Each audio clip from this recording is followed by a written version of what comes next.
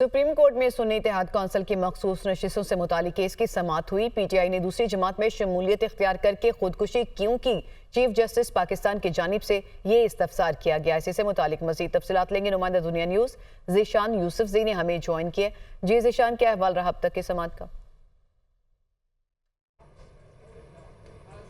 देखिए सानिया, जो मखसूस नशिस्तों का केस है वो जारी है। दो दफ़ा इसमें वक्फ़ा हो चुका है और दूसरे वक्फ़े के बाद अभी केस के दलाइल जो है वो दोबारा शुरू किए गए हैं। जो सुन्नी इत्तेहाद काउंसिल के वकील हैं फैसल सिद्दीकी, उन्होंने दलाइल मुकम्मल किए हैं और अभी जो सलमान अकरम राजा कवल शोज़ेब के वकील है वो दलाइल दे रहे हैं। दिलचस्प मुकालमा हो रहा है और दलाइल के दौरान जस्टिस अतर मिन अल्लाह की जानिब से सलमान अकरम राजा से पूछा गया कि 86 मेम्बरान एक फ़र्द वाहिद वाली जमात में क्यों चले गए। पीटीआई के मेम्बरान पीटीआई के दूसरे जो मेम्बरान है वो दूसरी जमात में क्यों चले गए बजाय पीटीआई के। तो सलमान अकरम राजा की जानिब से कहा गया कि हमें बताया गया कि इंतखाबी निशान वापस हो गया है और मखसूस नशिस्तें नहीं मिलेंगी। पीटीआई के जो उम्मीदवार हैं वो मजबूरी में दूसरी जमात में चलेंगे, जिस पर चीफ जस्टिस ने कहा कि अगर मजबूरी हो तो आइन और उसूलों को तोड़ दिया जाता है और आइन और कानून को नहीं माना जाता। अगर मजबूरी होगी तो मजबूरी से तो मुल्क नहीं चलते। कल को कोई भी बंदा कहेगा कि मैं सिग्नल जो है उस पर नहीं रोक सकता, तो मजबूरी से तो मुल्क नहीं चलते।